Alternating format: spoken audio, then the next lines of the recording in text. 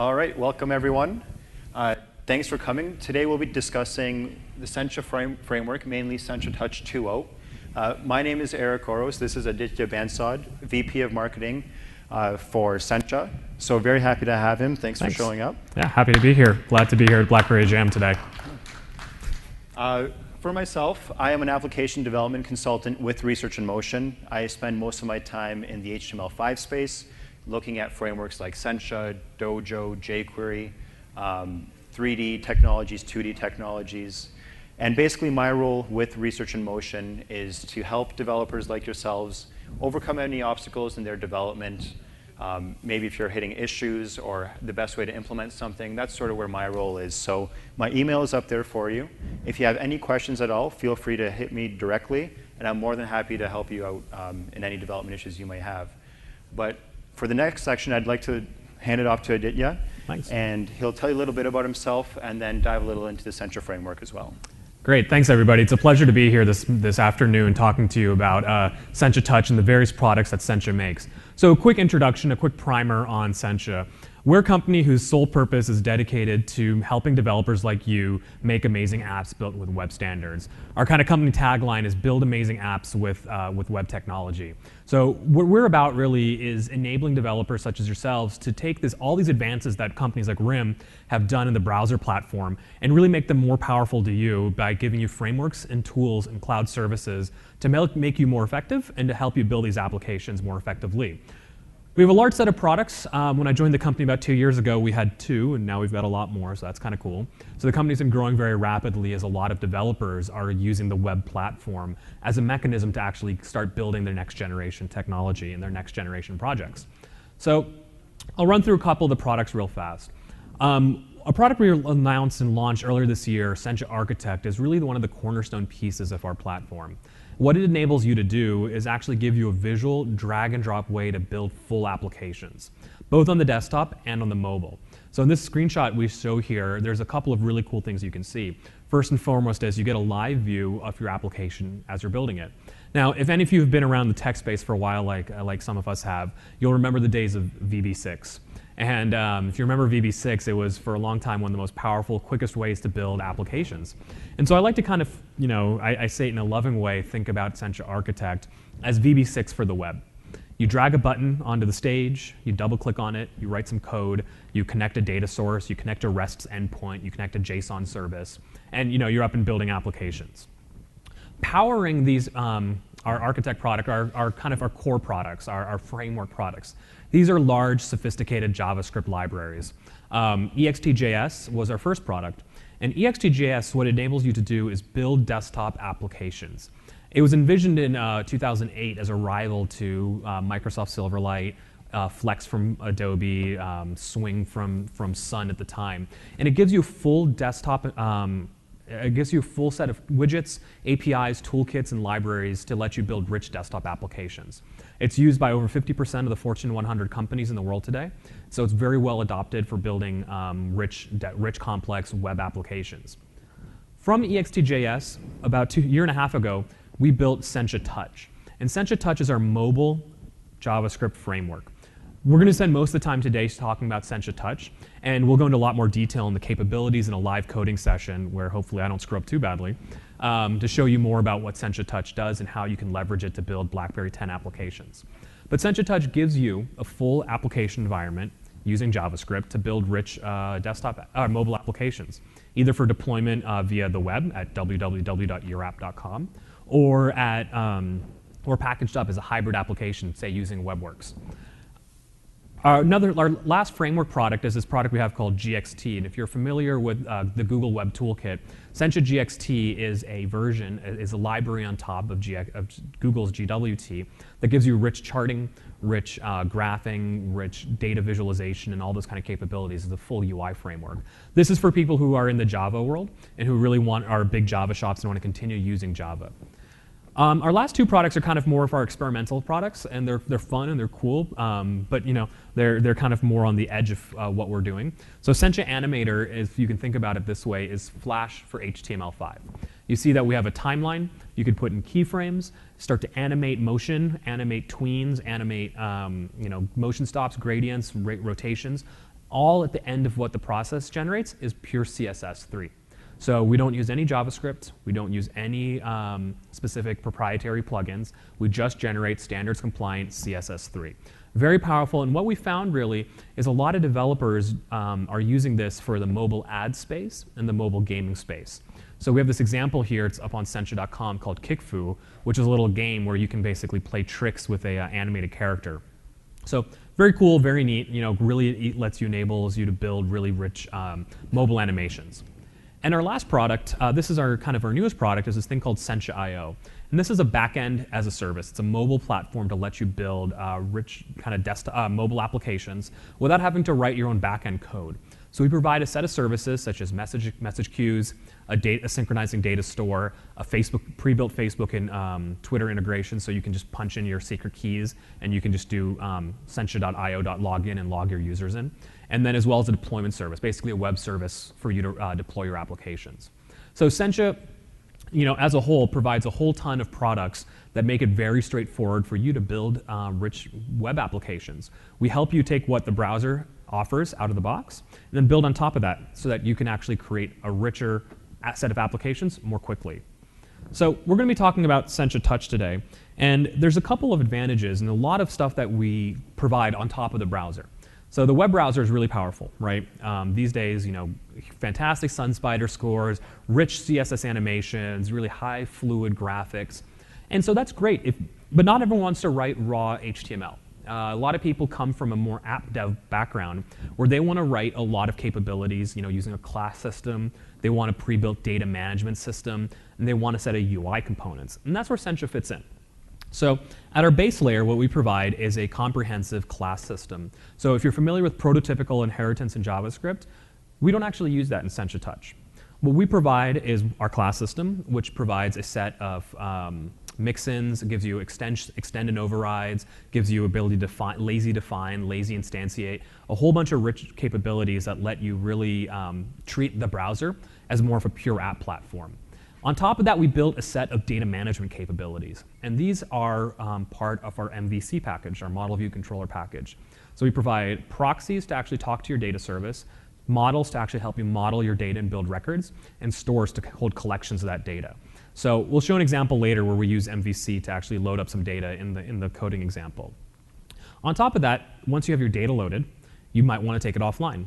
So out of the box, we provide capabilities for local storage, so that you can actually use your app offline. On top of that, we have a bunch of other technology inside of Sencha Touch, such as our microloader, which actually caches your application logic, so that if the network is offline and you aren't unable to use cache manifest or the app cache, it makes it very easy for you to actually take your app offline. So on top of that, as a company, one of the interesting things is Sencha is a commercial software company, so we're in the business of making software. So we provide all the things you'd expect from a commercial software company. We provide documentation. If you go to docs.sencha.com, you can see our rich documentation. There's a couple hundred examples. You can go to try.sencha.com and actually live edit code and see how your application works with over 1,000 sample apps there. We provide training. So if you want to get up to speed on Sencha products and all that stuff, you can go attend a training class or we can come to you. And then also we offer professional support. So have some trouble, file a ticket, found a bug, file a ticket. What you'd expect from a company who's in the business of making software for developers. So Sencha Touch 2 on its own provides all those capabilities that I talked about. So, but what is it? What is Touch 2? And I'll just kind of colloquially refer to it often as Touch. So it is a HTML5 application framework. Classes, events, UI toolkits, data management, all that stuff. It's based on pure HTML5, CSS3, and JavaScript. So anywhere you have an HTML5 capable browser, so we typically, by that we mean WebKit, CSS3 with decent rendering performance, and JavaScript at reasonably good speeds, we give you a set of powerful components that give you a really native look and feel to build your applications. And so what you get out of that is an incredibly easy way in a couple lines of code to just scaffold a really simple app. One of the powerful things that we do is we give you a native look and feel. So we've gone ahead and we've emulated a lot of different UIs from different native platforms. So we have kind of the Sencha theme, which has a set of colors and rounded edges on buttons and those sorts of things that we like. But we also have a Cupertino theme for those guys, a Mountain View theme, and then we have a Toronto, and we're going to change it for the BB10 for a BB10 look and feel. So we have support today for BlackBerry devices, all the kind of 9800, 98X, 99X devices. We launched support for Playbook a while ago, and now we're going to be doing a lot of work to support BB10 as well. So we've been doing work in conjunction with BlackBerry, and in conjunction with RIM, excuse me, to support BlackBerry 10. And we'll show you some examples of the theme that we've built, as well as some of the new UI components that we've built to help you build BB10 styled applications using the Sencha frameworks. So the couple of things that are inside the product that make it really easy for you as an application developer. So like I kind of mentioned, we have full support for all the HTML5 features. So whether it's cores for cross-origin support or JSON-P, we'll be adding support for XHR2 in the near future as well. We do very, very strong work on making animation and scrolling smooth. And as a web app developer, and even as a native app developer, whatever side you land on, you know that one of the first things a user notices is the performance of your scrolling. If anyone kind of followed the whole Facebook fiasco a couple weeks ago, one of the big things on the old app was it didn't scroll very smoothly. It would stutter as you threw the list. And it's kind of easy, since I'm on the topic, to blame that on HTML5. I'll place the blame in a different place, and you guys can guess where that is, because I'll show you why scrolling is great. But so we spent a lot of time making scrolling very high performance, using CSS3 transitions, using JavaScript on the platforms where CSS3 isn't the best option. So we do a lot of that sort of stuff. Other thing we do very well is adaptive layouts. So you define your application in terms of a layout. Here's a list. The list is inside of a flexbox, which has a header, which has a footer. Here's a VBox and an HBox that helps me assemble these things. One of the things I like to talk a lot about lists is the newer and the more mobile devices, adaptive layouts, the newer and more devices that come to market, the harder and harder layout becomes for your application. It's this wide, it's this long, it's got a keyboard that resizes. This is actually something that native apps tend to have a really hard time with, right? That you oftentimes build your app to a specific dimension, a different specific screen size. The web is incredibly good at knowing and fixing itself when your screen size changed. Grab Gmail, load it, and then drag your corner window as much as you want to, and Gmail never breaks, right? The app reflows to the size of your screen. So every time a new device comes out, either you can go port to the new device, or you have a choice of using web technology, whether it's Sencha's frameworks or any others, and then the app just goes to the right size. So an example that we could even take a look at is, resizing this an application. The actual app will fit the size of the browser window. So you don't have to worry so much about what size your browser you're working on is, what size the actual device screen size is, what the points per pixel is. All those kind of characteristics become a lot easier when you use web technology. So web was designed to handle that. In Touch 2, we've introduced a lot of new components. We've introduced a new navigation view to help you kind of do the tile sliding, from card to card in a kind of typical mobile application. And we've actually introduced new component data view, which makes most mobile applications are formed of lists and cards. It makes the list much more rich, much more dynamic. So you can actually place a full component in there instead of just a snippet of HTML and markup. And so on top of that, we've done a ton of work to make it a lot simpler to integrate with the native browser stack. So whether it's support for the back button, deep linking into the app with new support for routers in our MVC, and history with push state support, we've made it a lot easier to integrate with the entire native, the browser support and the browser stack. So Eric's going to kind of show you some of the UI components right now. So why don't you go ahead and jump into that? Sure thing. So one of the advantages of being web developers is that there are a lot of frameworks out there to help us get things done. And you heard a lot of the underlying functionality for the Sencha framework, but I want to show you a few of the components that you get with the framework and a few of the components that will be coming in that BlackBerry 10 look and feel, and some that are specific to really bring out that BlackBerry 10 look and feel to your application, things like the action bar, things like the crosscut menu that you've seen. So starting off with just some basic Sencha UI components, here we have forms. You'll notice that they're powered by the Sencha framework, and they're adapted to not look like your standard HTML5 form. Now, these are used in, I would say, well, I can't give you a number, but a lot of applications out there, right? If you need the user to make a decision, if you need to get some input from them, forms are just inherent in a very large number of applications. And having them look good, having the user use that form, it's easy to use, it's easy to input, it's easy to submit. And as a developer, being able to implement that easily yourself, it goes a long way. It really speaks that when you get the basics right for some of these components, then it really speaks to the rest of the framework. With Sencha, you get validation built in, you get submission built in, no more having to code your own custom validation techniques, make sure that everything is right. Sencha has that built in for you, and you can leverage that yourself. The data view, as we mentioned, is a way to get through that list and cards and having those components built into that view. Here with Sencha, you can see that we have that list there for that navigation. We have a very basic list of contacts, and then we can pull in more information about that contact through those items that are in that view. The tab panel is becoming one of the more common ways to navigate through applications out there. It used to be, you have a link to the next page, you have a link to go back, but that sort of sequential flow doesn't meet the needs of every application out there. Sometimes you want them to be able to access a certain option screen, regardless of where they are at that moment. Sometimes you need to make sure that they can go back to what they were doing without having to hit back 10 times. And so the tab panel here, you can assign animations to it. You can make sure that it has that nice visual appeal, that it stands out. It's not just all of a sudden you're on one page and you jump to the next page. In some cases, you might want that, but other times you want to add that extra little moment of charm, that extra little something to your application to make it stand out. And that's what you get with the Sencha framework. The carousel is a really cool one, and it's one that I've seen a lot of web developers out there, regardless of which framework they're using, looking for plugins or modules, add-ons to those frameworks to get something like a carousel. Let the user scroll through a number of pictures and pick one out. And with the Sencha carousel, you can get that both horizontally and vertically, whether you want to scroll through pictures, whether you want to scroll through content. It's really up to you. You can fill those panes with whatever you want, whatever fits for your application to present to the user. Tabs, jumping through pages, it's not a one-size-fits-all. You need to figure out what works best for your application, and Sencha strives to make all those possibilities available to you. Lists are a part of everything. You have forms, you have lists, you have buttons. All of these things are things you just can't get away from in an application the majority of the time.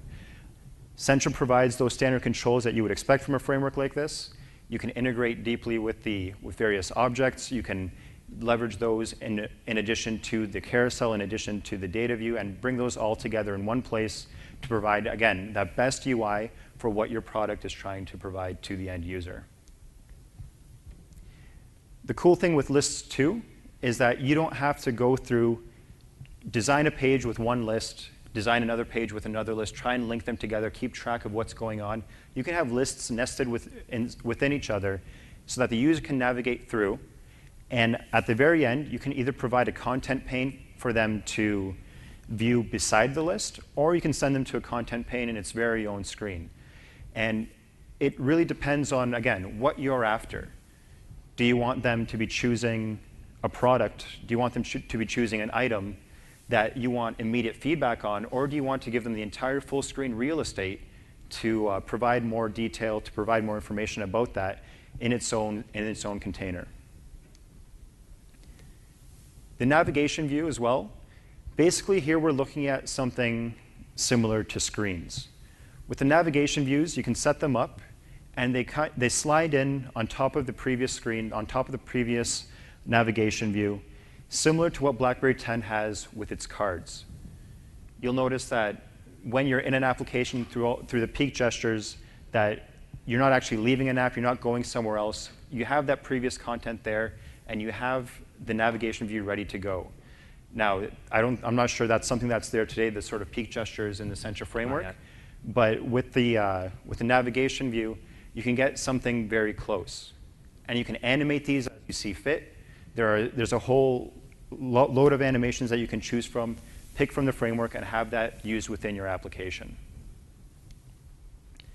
So with BlackBerry 10, Sencha's gone above and beyond and tried to bring that native look and feel of BlackBerry 10 to their framework. So this is at no extra cost to the developer. This is something that you get for free with the framework and that they're building upon still today and in the future. Form elements, we already talked about those, basic building block of many applications out there. And you do get that BlackBerry 10 styling with these basic components. And that goes through the CSS and the JavaScript that's provided with the framework, Again, no extra cost to you. If you want your application to look like a BlackBerry 10 application, you'll have these basic elements there styled the way you need them to be. The inputs adapt to the virtual keyboards as well. So if you have an input type of password or if you have an input type of email, those keyboards will adapt. That's included with the framework. It's standard HTML5 integrated elements, so you don't have to worry about integrating your own or implementing your own adaptations of this, your own functionality to make this happen. You just get all of this for free with the Sencha framework. Where we start to get more into the BlackBerry 10 specific components, for instance, the first one is the action bar. That bar down at the bottom, that tab panel design where you can switch between various components, various screens with ease. This is the same sort of design that you see in native applications.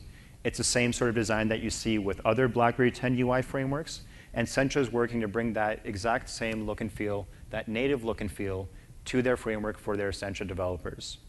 You can see here how the view adapts, if you're in portrait or landscape.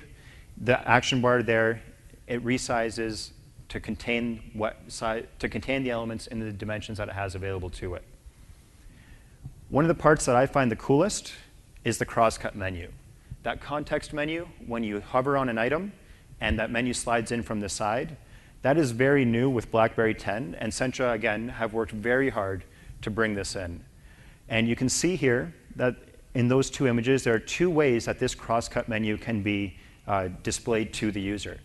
You can have the full menu with images and labels, or you can have a sort of minimal menu that just has just the images. This is a design decision for the developer whether they want, are there actions that the user has to take that they'll be familiar with, or do I have to provide more information? And you can do that, you can see, with the expanded property there. You either set it to true or false, and that decides what the user gets when they bring up the crosscut menu for an item. Another one, the hide on mask tap property. So when you bring up the crosscut menu, it's a little difficult to see, but the rest of the screen there that isn't the crosscut menu, it actually has a sort of modal interface brought on top of it. And what you can do is instead of forcing the user to sort of slide that crosscut menu away, you can enable that when they click on that mask, when they click on that modal area, let it hide away. And that's very similar to how the BlackBerry 10 native look and feel behaves today. When the crosscut menu is out and the user clicks in that area, it'll go away. A lot of developers out there for a long time, we've had these great UI frameworks, but you could always tell when you're using that UI framework. Some developers, they're more than happy to use that framework. Other developers, they've wanted something native. And when somebody's using your application with with a framework like Sencha that has this integration, they don't know. If you didn't tell them, they don't know if they're using a native app or a web app. And it's that kind of attention to detail that we're seeing here with this. So you can set it, you can make this crosscut menu behave exactly like what you would get with that native app. So you can see here in the items, we have a few properties if you're actually including a crosscut menu. You can see that we set the text, we set the icon, and then we set a specific class. So for that class, that sort of decides what you'll get with that icon, what it looks like, associated images, and what essentially gets presented to the user. Here, we sort of get variety and options are always paramount for developers. We talked about making sure that that BlackBerry 10 look and feel is there, and you do get that straight out of the box, but maybe you want to do something different. Maybe you want the menu to fade in, maybe you want to slide in. So here, you can actually set various animations for how that menu gets brought into your application when the user clicks and holds. So right now, we're moving a little bit away from that native look and feel. You don't have to move away from it if you don't want to, but for those developers that want to change their application a little bit, make it stand out a little more and add their own little flair, you have those options available to you. And that grows with something like this left property. Normally, the crosscut menu slides in from the right-hand side of the screen. You can make the crosscut menu come in from the top, from the bottom, or from the left-hand side. It's up to you. Again, how closely do you want that native look and feel? If you want it, it's there. If you want to change it up a little bit, that's also available to you. And as I mentioned here, you can say whether you want to enter from the top, the bottom, whether you want to leave through the top or bottom. You can add that in there, and you're good to go. For the layout, if you've seen the crosscut menu, you've noticed that the items, they're generally centered in the middle of the menu. And here, it's a small little option that's available to you, but you can say, don't pack the items in the center of the menu, pack them at the top. And it's just a small piece of control that you get over your applications, because maybe in your application, the menu, the bottom or the middle region is very crowded. And you want that icon to be up at the top where the user will see it. And you just want to have that presented the best way for your application. If that's what you need, then that's available to you. So, without further ado, we'll have a little live coding demonstration. Yes, we will. Everyone, fingers crossed. Fingers crossed. And can you unlock your laptop, please? Yes, I will. And can we go to the second laptop, please? OK, so what I'm going to show you today, and this will be a live coding demo where I mess up a lot and you laugh at me quite a bit. It's what you get for having a marketing guy code. I'll start with you. So when Eric was showing you the application, the slides, this was actually the application that he was showing you. It was actually screenshots of a live app. So it has basically all the functionality that we were talking about. So here's the action bar down at the bottom. We can pull up go to each of the tabs. So what you can clearly see is we're continuing work on a lot of the BlackBerry theme, but we've gotten really great progress so far. So if you want to try to tap and hold on one of the items there, you can grab me to get the crosscut menu to fly out.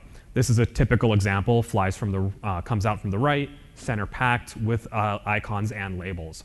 So, and then on top of that, the filtered search and the scrub bar on the right. Yeah, we can just do the search there.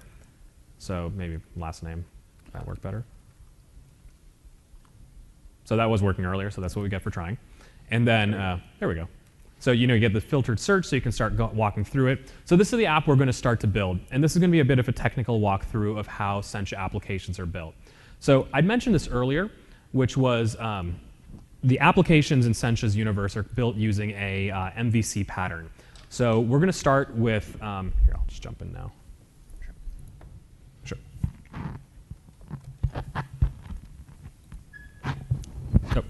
Here we go. OK, so we'll start here with, in this my directory, let me just make sure what's in here. That's the complete one, right? Okay. So let me rename this. So we're going to basically start with an empty application. So if I open this guy up here, let's start with the file system. So I've got app.js and app.html file. That's a little hard to see there, but that's what that says. This is app.js is my main. It's my main and my entry point to an application. And so let's jump into the app.js file. The app.js gets loaded from your index.html, your app.html, whatever it might be. So in this case, we have, here's my HTML file. I've pulled in the BB10 CSS, so this is what we've been working on. And then I'm pulling in here app.js along with Sencha Touch, the debug version of the library. So that's great. So we've got the basics going here that when the browser starts, we'll pull up, it'll load Sencha Touch, it'll load the BB CSS, and it'll load app.js. What does app.js look like? So what we do is there's a little bit of preamble that gets the app Sencha Touch started. So we tell our loader that we're going to use the loader. So that means that any dynamic dependencies that we have, the loader will work to resolve them. Next, we tell the loader with the require section what includes, if you will, or what in the C world, what includes you want to have. So we're going to pull in the BB crosscut menu. And then a whole bunch of other kind of components. We're going to pull in data stores, lists, all the field elements, form panels, field sets, action sheets.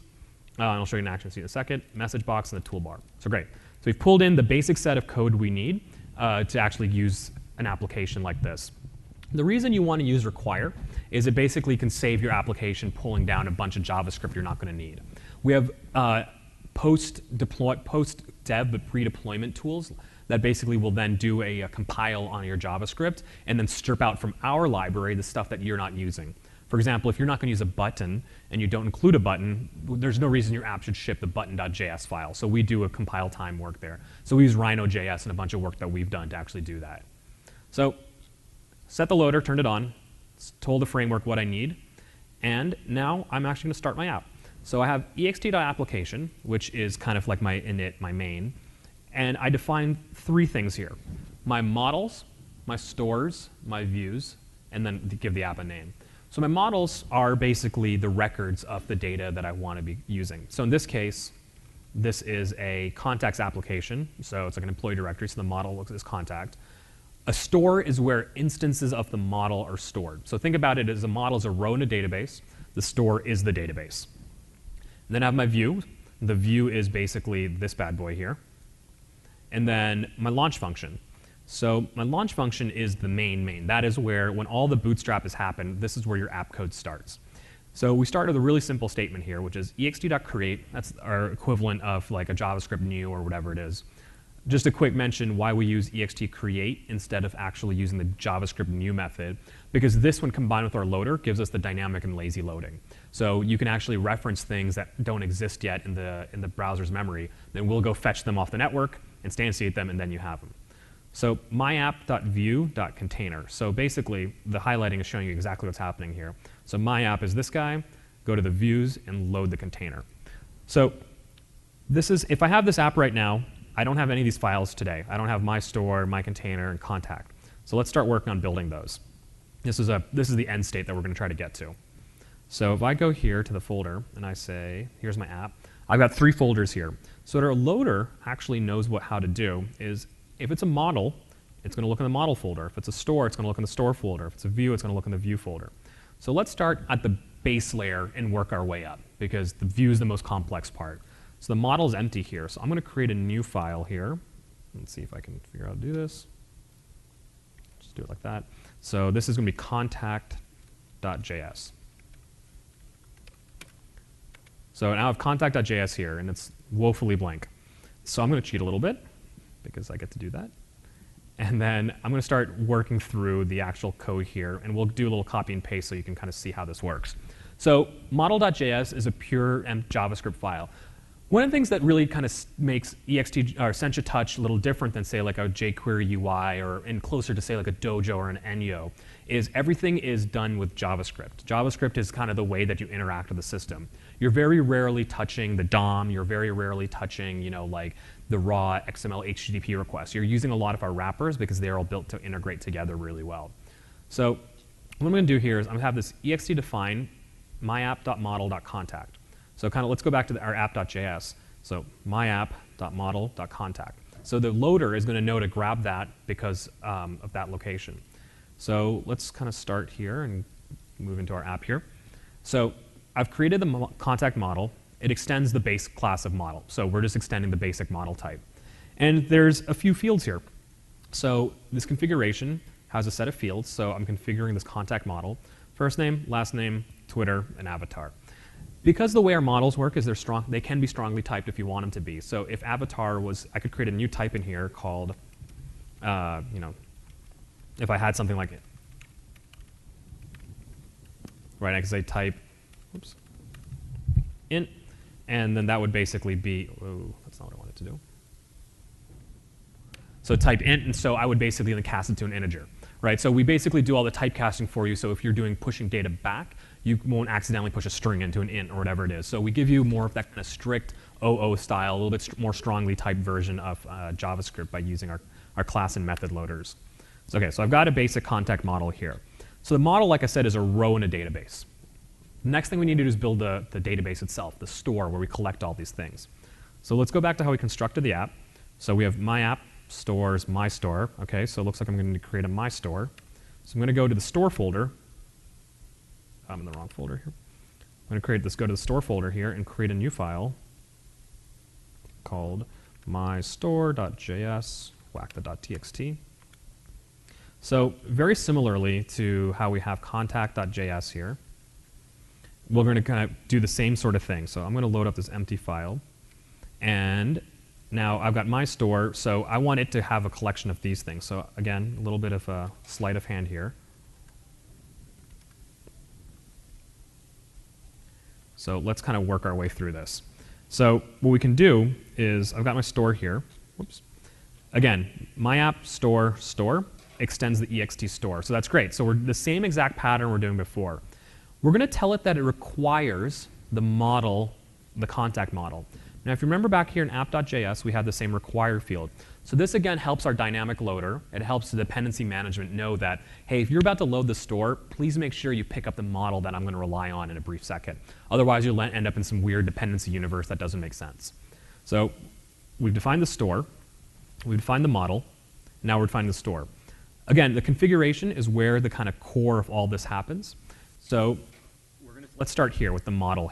So this says this store is going to contain types of contacts. So those 4 records I saw in contacts, that's what it stores. It has an ID called myStore. I want to have a sorter here called last name and a grouper. And I'll tell you why groupers are important in a second. But let's get to this part here, which is the proxy. So the proxy is really important because the proxy is the last bit of data collection. The proxy is what actually touches the wire and pulls the data off the network. So we're using a little AJAX proxy here and pulling in employees.json. So employees.json lives here. And so as you can see here, this is basically, this is just a simple JSON structure. The root node is users. And then here are the 3 elements that we had for the model. So Rob Dugan, who's actually the guy working on our BlackBerry theme. This is Rob's first name, his last name, his Twitter handle, and his avatar. Again, this maps to the model, first name, last name, Twitter, avatar. But the one thing we need to tell the store is actually what the root property is. Where should it start to try to assign elements from the model into this? So the root property here was users, so we're going to grab the users here. So this proxy basically helps us grab the data off the network. Awesome. So we're going pretty well right there. So now we've got a store, a model, and some extra configuration. Now, I said we're going to talk a little bit more about sorters and groupers. So if you remember, back to this, the A, B, all these things here which actually help group this element here, this is what the groupers are for. The groupers basically help the store know what, if you want to have a grouped list, how to actually group them. So let's actually just save the project here, and I'm going to refresh this. Yes, I want to reload this. Do I want to reload this? Yep. Okay. So right now, as you'll notice, in our app.js, we're going to require a view here, but we haven't built the view yet, so it's kind of falling apart here. So let's see what happened. Yep, could not load app.view.mycontainer.js. Please verify the file exists. Clearly, the file doesn't exist yet. But we did build the model in the store, so if you can see that, which might be a little bit hard, let's take a quick look. So I've got ext.getStore, and let's go look at the store ID that I just created. So I created my store. Oops. Oops. This is always a problem when I do this.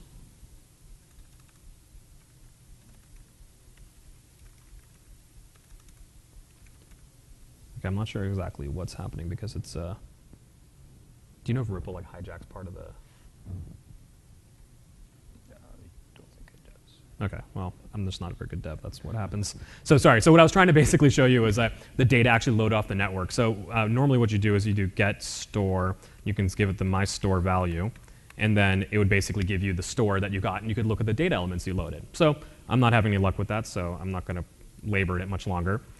So now we've got a store built, a model built, but clearly the last thing this application needs is a model, is a view. So going back to app.js to guide us, so we've got my container as a view. So really simple name. So let's go back to my views folder and create a new view called container.js. I do want to override that, thank you. And let me load it up into Notepad. Okay, so we're going to build this piece by piece because this is really, it's pretty complicated. So if you look, well, you can't see it anymore. There's 3 cards, that layout, the crosscut menu, the list. There's a lot to assemble. So we're going to do this piece by piece, and I'll show you how it comes together. So again, I'm going to go to my shortcut here. Oops, that's not what I want to do.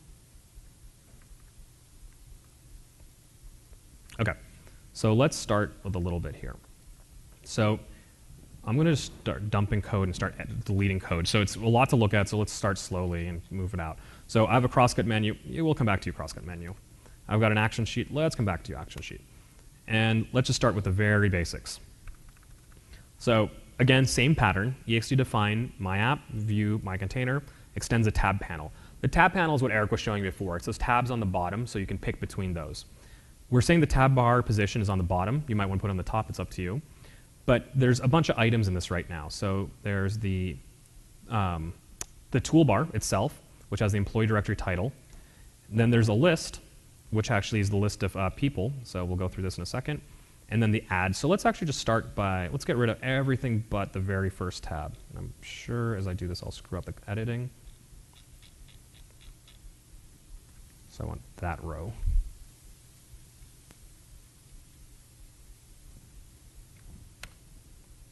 Okay, in theory, I deleted it in the right place.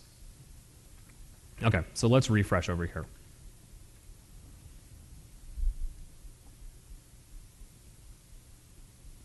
Fingers crossed I didn't blow too much stuff up.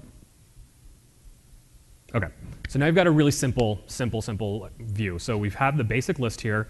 All the two other tabs aren't exist. And if I try to do the crosscut menu, I hold it down, nothing's happening. So let's go and see how this got built. So back at Notepad. Okay, so we talked through how we built the core list, so the core tab panel, so that's this guy here, the outer shell. But inside of that, we wanted a list. So we have a thing called Xtype. Xtype is basically a shortcut to all the different UI elements we have. So you could either do ext.create, button, or you can create this JSON structure, which was what this is, to actually have this. So here we're going to start with a search field. That's this guy here. He's docked to the top, and he has an empty string in there called search. We'll ignore the code for a second. Then below that is this guy called a list. So the list is the first part of the data binding, right? This is where we start to see what we built in the model and the store starts to come up. So, and it's really simple to do the data binding. All we have to do is say my store.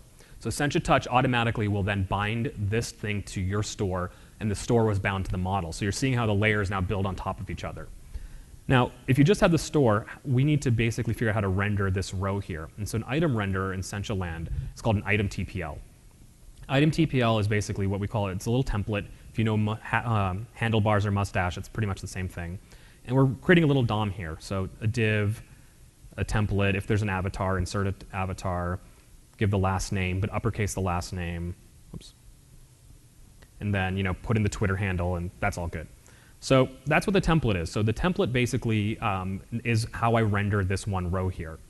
Now, remember I talked about groupers earlier. So what I do is I turn on grouping. I say grouped equals true. And then the list will then ask the store's grouper for how do I group this set of data. And that's how we said we had the first letter from the last name. The index bar true is this little bad boy over here, which is not yet finished being built for BlackBerry size. So let's say it looks bad and we don't like it, so let's turn it off. The height is 100%, so that basically grows the whole side of the remaining space. And then item tap hold, so that's if I hold down an item in there, I'm going to want to show the crosscut menu at that point. So we don't have the crosscut menu in here, so let's just throw an alert. I can't spell.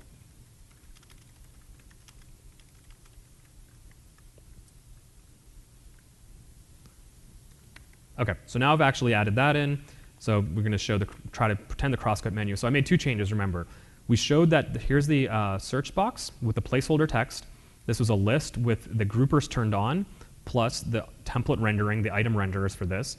And now I've turned off this. So if I refresh, we should get all that magic to show up.